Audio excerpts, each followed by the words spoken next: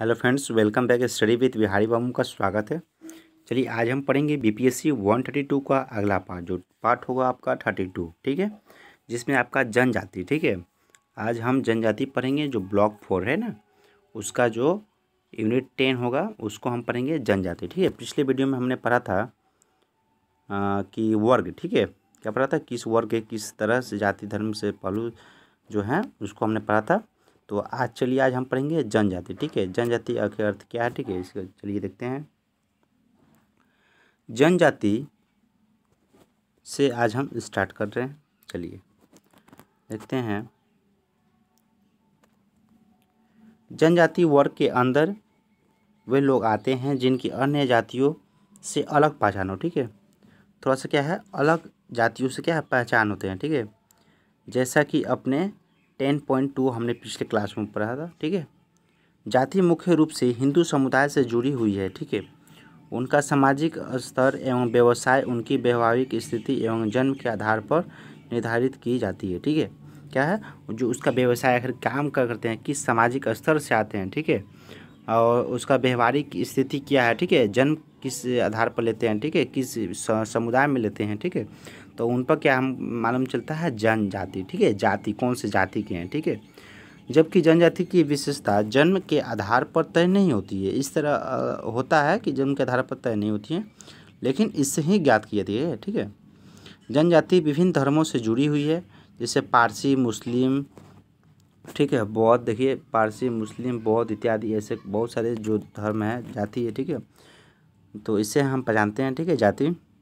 कुछ विद्वान जनजातियों को स्वदेशी मानते हैं। झारखंड, छत्तीसगढ़, असम के कुछ वर्ग जो है आदिवासी माने जाते हैं, ठीक है, कुछ आदिवासी जो हैं माने जाते हैं। भारत में जनजाति समुदाय के लोगों के साथ काफ़ी अत्याचार एवं उत्पीड़न होता आ रहा है, ठीक है। भारत में 19वीं सदी के जनजाति शब्द का प्रयोग ब्रिटिश काल में हुआ है, ठीक है, क्या पर ब्रिटिश काल में हुआ, ठीक है, किसमें, जनजाति का, ठीक है। इसका प्रयोग विभिन्न समुदाय में अलग करके देखना था, जो कि जाति की परिभाषा में नहीं आते थे, ठीक है। आधिकारिक तौर पर जनजाति की अवधारणा को भारत शासन अधिनियम 1935 जो अधिनियम में हुआ था उसको परिभाषित किया गया है। भारत में खास तौर पर उत्तरी पूर्व राज्यों में जनजाति समुदाय के लोग रहते हैं, ठीक है, किसमें तो उत्तरी पूर्व में अधिकतर होते हैं, ठीक है। इसके अलावा भारत में अन्य राज्यों में जैसे झारखंड, अंडमान निकोबार, ठीक है, उड़ीसा, महाराष्ट्र, ये सब जो है, आंध्र प्रदेश, तेलंगाना, गुजरात, राजस्थान जो है जनजाति पाई जाती है, ठीक है। यहाँ भी अलग अलग जाति के अनुसार जो होते हैं भाषाएं, बोलचाल, इस तरह से लैंग्वेज होते हैं, ठीक है। चलिए देखते हैं आगे। संविधान के अनुच्छेद 341 के अनुसार भारत के राष्ट्रपति को अधिकार दिया गया है कि वो ऐसे समुदाय को जनजातियों का दर्जा दे सकते हैं, ठीक है, जो कि संविधान के अनुसार हो। संसद किसी भी जाति को जनजाति वर्ग में शामिल कर सकती है या उसे निकाल सकती है, ठीक है।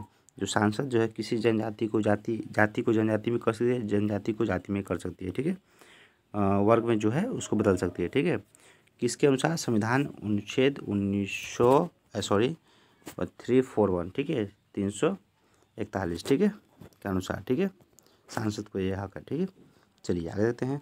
भारत के संविधान में अनुसूचित जनजातियों के कल्याण के लिए कई प्रावधान हैं, जैसे अनुच्छेद 342 में अनुसूचित जनजाति के कल्याण के लिए प्रशासनिक प्रावधान दिए गए हैं। राज्य को यह निर्देश दिया गया है कि जनजाति को आरक्षण की व्यवस्था करे, तथा संसद के विधानसभाओं में भी अनेक आरक्षण दिए गए हैं।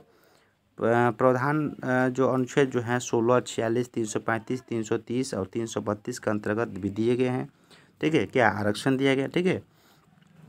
चलिए आगे देखते हैं। संविधान आदिवासी लोगों की भाषा, बोली, संस्कृति की रक्षा करने को सुनिश्चित करता है, ठीक है। संविधान जो है, संविधान की 6ठी अनुच्छेद में स्वतः जिला परिषद के गठन का भी प्रावधान है, ठीक है। विशेषकर जो है उत्तर पूर्वी राज्यों में, पहाड़ी इलाकों में 5वीं अनुसूची के अंतर्गत भारत में समतट इलाकों में आदिवासियों सलाहकार परिषद के गठन का प्रावधान दिया गया है। आदिवासी सलाहकार परिषद के अंदर सदस्य अनुसूचित जनजातियों के होते हैं।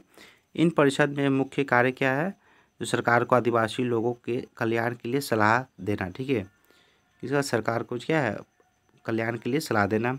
जबकि स्वतः जिला परिषद जो है कानूनी और प्रशासनिक स्वतः प्रदान करती है। ठीक है, इस प्रकार हम मजबूत संरचना स्थापित की गई है। संविधान के अंदर सामाजिक, आर्थिक एवं राजनीतिक उत्थान एवं पूरा एजेंडा तैयार किया गया। ठीक है, तो संविधान में क्या है, सबके लिए कुछ ना कुछ दिया गया। ठीक है, किसी को नाखुश बोल के ऐसे कुछ नहीं किया गया है। ठीक है, तो कुछ ना कुछ संविधान के लिए, संविधान में सब कुछ है। ठीक है, सब जो जाति, धर्मों और वर्गों के ध्यान में रख तैयार किया गया संविधान। ठीक है, चलिए इसमें देखेंगे अब कुछ विशेषता। ठीक है, 10.4.2 में कुछ विशेषता देखेंगे। ठीक है, चलिए जनजातीय वर्गों की कुछ विशेषता की पहचान की गई है। यहाँ यह बात नोट करने की है कि जनजाति समाज परिवर्तन के दौर से गुजर रहा है। ठीक है, क्या है कि जो है जनजाति जो है समाज जो है परिवर्तन के दौर से कुछ बदलाव हो रहा है। ठीक है, इसलिए इनकी जो है विशेषताओं का प्रभाव दिखाई दे रहा है। ठीक है, कुछ विशेषताओं जो है उसके दिखाई दे रहा है। ठीक है, चलिए इसमें देखें पॉइंट वाइज पॉइंट क्या क्या विशेषताएं हैं। ठीक है, चलिए इसको पढ़ते हैं। पहला है, देखिए, परंपरागत तौर पर जनजातियों पहाड़ी इलाकों एवं जंगलों में पाई जाती है। ठीक है, क्या है, जनजाति। ठीक है, जो जंगली इलाका में जीवन यापन करते हैं। ठीक है, यहाँ सामान्यतः एवं इलाकों का मूलभूत सुविधाओं की कमी पाई जाती है। ठीक है, जैसे कि देखिए यहाँ पर सड़क, विद्यालय, स्वास्थ्य सुविधा ये सब बहुत ही कम पाई जाती हैं। ठीक है, बहुत ही इनसे क्या है, वंचित हैं इन जो जनजाति हैं। ठीक है, यहाँ पर बहुत ही मुश्किल है थोड़ा स्थापित करना। ठीक है, चलिए 2 नंबर देखते हैं। इन इलाकों में खेती मुख्यतः पारिवारिक परिश्रम का हिस्सा है। जनजाति बहुत इलाकों में खेती के तौर पर तरीके भी बदल रहे हैं। अब लोगों के पास अपने पशु, मछली पालन, शिकार, खदान इत्यादि का कार्य भी हैं। तो बहुत सारे जो हैं परिश्रम का कार्य है। ठीक है, मेहनत जो है कार्य हैं, जैसे खेती हो गया, तरह तरीके हो गए, और पशुपालन, ये सब बहुत सारे सब जो है परिश्रम का जो एक हिस्सा माना जाता है। ठीक है, जो बहुत मेहनत लगती है। ठीक है, तो ये जो है जनजातियों के द्वारा की जाती है। ठीक है, अधिकतर। ठीक है, चलिए 3 नंबर देखते हैं। वे खेती के परंपरागत संसाधनों का इस्तेमाल करते हैं। ठीक है, जो खेती के परंपरागत संसाधन इस्तेमाल करते हैं, जिस संसाधन में खेती के लिए उसका क्या करते हैं, इस्तेमाल करते हैं। महिलाएं इन इलाकों, अगला देखिए 4 नंबर देखते हैं। जनजातियों के पास विकसित बाजार नहीं है ताकि वो अपना माल बेच सके। ठीक है, उन क्या है उतना सुविधा नहीं मिलती है कि तुरंत उपजाऊ करें, सब्जी हो या खेती हो, और तुरंत उसको माल बेच दें। ठीक है, तो उनमें असुविधा होती है। ठीक है, चलिए 5 नंबर देखते हैं। महिला इन इलाकों में गैर जनजाति समाज की महिलाओं से ज़्यादा समानता पाई जाती है। ठीक है, जो गैर जनजाति जो हैं और इनमें थोड़ा सा समानता पाई जाती है। ठीक है, चलिए आगे देखते हैं। जनजाति समुदाय के मुखिया अपने लोगों के हित की रक्षा के लिए निर्णायक भूमिका अदा करते हैं। ठीक है, क्या करते हैं, जो मुखिया जो है जनजाति की समुदाय के जो मुखिया होते हैं वो अपने हितों की रक्षा के लिए कुछ कुछ भूमिका अदा करते हैं। ठीक है, कुछ कुछ हेल्प करते हैं, सहायता करते हैं। ठीक है, कुछ विचार लाते हैं। ठीक है, चलिए स्वतंत्रता प्राप्ति के बाद जो जनजाति समुदाय में बहुत परिवर्तन आया, लेकिन ये परिवर्तन सभी क्षेत्रों में समान रूप से प्रभावित नहीं हुए, और अभी भी आर्थिक एवं शैक्षिक असमानताएं क्षेत्रों में व्याप्त है। यह परिवर्तन मुख्य रूप से राज्य एवं केंद्र सरकार की नीतियों के कारण आए हैं। ठीक है, मतभेद जो होते हैं उनके बीच में। ठीक है, क्योंकि इन सरकारों में संविधान के अनुसार विशेष प्रावधान किए गए हैं। चलिए 6ठी या 5वीं अनुसूची में पहाड़ी इलाकों के लिए, जिसे हमने पढ़ा ऊपर में, और ये सब पढ़ा हमने। ठीक है, इन अंगों को ज़्यादातर मध्यम वर्ग हैं, जैसे शिक्षक, इंजीनियर, डॉक्टर, व्यापारी, राजनेता इत्यादि, ये सब हैं। ठीक है, इनमें से कुछ जनजाति समाज के कल्याण में योगदान दे रहे हैं। ठीक है, चलिए आगे देखते हैं।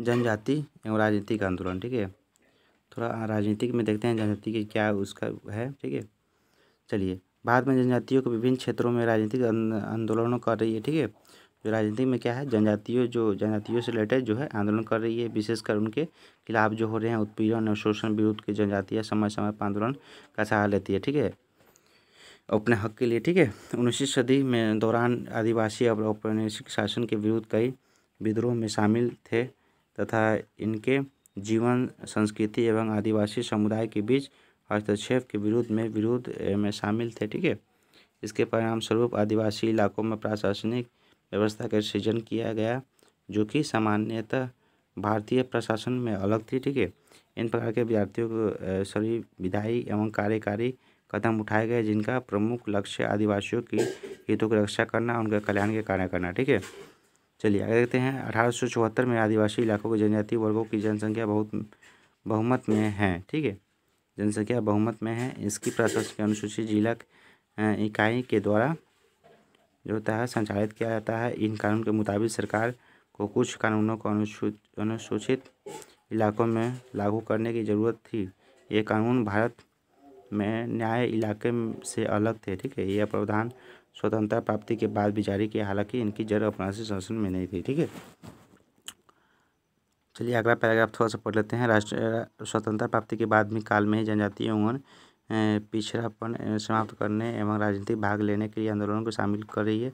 बहुत सारे जो है जनजाति को लेकर पिछड़ापन जो है उनसे आंदोलन कर रही है, लेकिन उसको सुना नहीं जा रहा है, राजनीति का एक हिस्सा है। ठीक है, आंदोलनों के जरिए वे राजनीतिक एवं क्षेत्रीय स्वायत्तता चाहती है। ठीक है, एवं शासन की इकाइयों के बीच संबंधों के पुनः व्यवस्थित करना चाहती हैं, अर्थात स्वशासन राज्य एवं केंद्र के बीच संबंध बनाना चाहती है। इन संबंधों में पुनः व्यवस्थित करने के जिला क्षेत्रीय स्वायत्तता चाहती है। इन राज्यों में मध्य नए राज्यों के सृजन या नए राज्य बनाने की मांग रखती है। ठीक है, ये जो जनजाति जो है, कुछ जनजाति समुदाय विद्रोह में भी शामिल है। जो समूह जो है उसमें भी जो विद्रोह जो होता है शामिल है। इनको इनका जन समर्थन भी मिलता है तथा प्राय यह हिस्सा में तब्दीली हो जाता है। इनमें कुछ उदाहरण जैसे उत्तर पूर्वी राज्यों में आंदोलन होते रहते हैं। ठीक है, जैसे नागा आंदोलन, मिजो आंदोलन एवं बीटो आंदोलन, ये सब शामिल है। ठीक है, तो जनजातियों को लेकर अपने हक के लिए बहुत सारे प्रयास किए। ठीक है, राजनीतिक आंदोलन किए। ठीक है, चलिए यहाँ तक खत्म हो गया। कुछ क्वेश्चन देखिए। जनजाति क्या है, यह जानते किस प्रकार से भिन्न है, जनजाति समाज की विशेषता क्या है, और आदिवासी कल्याण के लिए संविधान के विशेष प्रावधान क्या है। ठीक है, और देखिए सारांश में हमने तो पढ़ ही लिया है लगभग, थोड़ा चलिए पढ़ ही लेते हैं इसको सारांश में, तो अपडेट हो जाएगा। इस कार्य में हमने 3 पहचान के समूहों के जाति, जैसे जाति, वर्ग, जनजाति के बारे में पढ़ा है। जाति एवं वंशागत वैवाहिक वर्ग है। यद्यपि जाति के प्रकृति में बहुत बदलाव आया, लेकिन फिर भी इसकी पहचान बरकरार है। जाति आधारित वर्गीकरण अभी भी कायम है, लेकिन विभिन्न जातियों एक इकाई में रूप से उभर कर सामने आई है। जाति के आधार संगठनों का गठन किया गया है। इनकी भारतीय राजनीति के निर्णायक पूर्ण जो भूमिका रही है। इनके पिछले कुछ वर्षों में निम्न जातियों लोकतांत्रिक प्रक्रियाओं की भागीदारी बढ़ी है।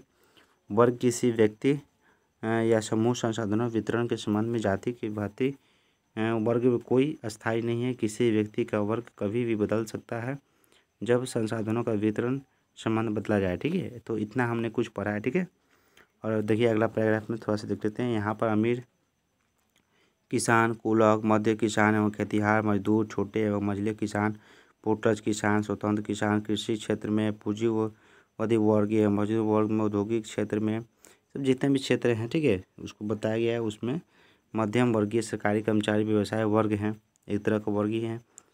जनजाति की पहचान की कुछ विशेषताओं के आधार पर की जाती है। इनकी नज़दीकी प्रकृति संसाधनों और जंगल से है। ठीक है, जो आदिवासी जिसमें रहते हैं, ठीक है, जो पिछड़ा जाति से है। ठीक है, महिलाओं की स्थिति गैर जनजातियों के समाज से थोड़ा सा भिन्न है, अलग है। ठीक है, दोनों को यहाँ के जो महिलाएं हैं, वहाँ के जो महिलाएं हैं, थोड़ा सा बहुत भिन्नता है। ठीक है, जनजाति मुखिया की भूमिका के समुदाय के कार्यों को अहम होती है। ठीक है, जो मुखिया जो जातियों जो एक मुखिया होते हैं उन पर क्या होता है, समुदाय का जो कार्य भार उस उन पर होता है। ठीक है, बट मुख्यतया एवं कृषि के लिए परंपरागत औजारों का प्रयोग करता है, लेकिन इन विशेषताओं में काफ़ी परिवर्तन देखने को मिला है। ठीक है, चलिए यहाँ तक हमने पढ़ा, सारांश देख लिया छोटे से, पूरा वर्ग जनजाति जाति सबको हम पढ़ लिए। ठीक है, जाति जो है हम लोग का नॉर्मल हम लोग रहते हैं। ठीक है, और ईस्ट वेस्ट में जो है, ईस्ट में ज़्यादातर जो जनजाति जो होते हैं, जो जंगल झाड़ सब ये सब रहते हैं, तो कम सुविधा पाते हैं, उसके लिए आंदोलन भी किए हैं। ठीक है, तो ये सब राजनीतिक अधिनियम 1935 के अनुसार भी सबके लिए प्रावधान किया गया, इसको खंडन हो रहा है। ठीक है, बहुत गलत फ़ायदा उठाया जा रहा है। ठीक है, तो कुछ क्वेश्चन है, अगले दिन हम करेंगे। ठीक है, और अगले दिन हम पढ़ेंगे जेंडर, ठीक है। जो जेंडर जो है उसका हम पढ़ेंगे इकाई 11, ठीक है। तो उसके पहले हम इसका क्वेश्चन लाएंगे, ठीक है। यूनिट जो 10 है उसका हम क्वेश्चन लाएंगे। जैसे देखिए यहाँ पर क्वेश्चन बहुत सारे हैं तो उनको हम क्वेश्चन लाएंगे, ठीक है। चलिए आज के लिए इतना ही। जय हिंद, जय भारत।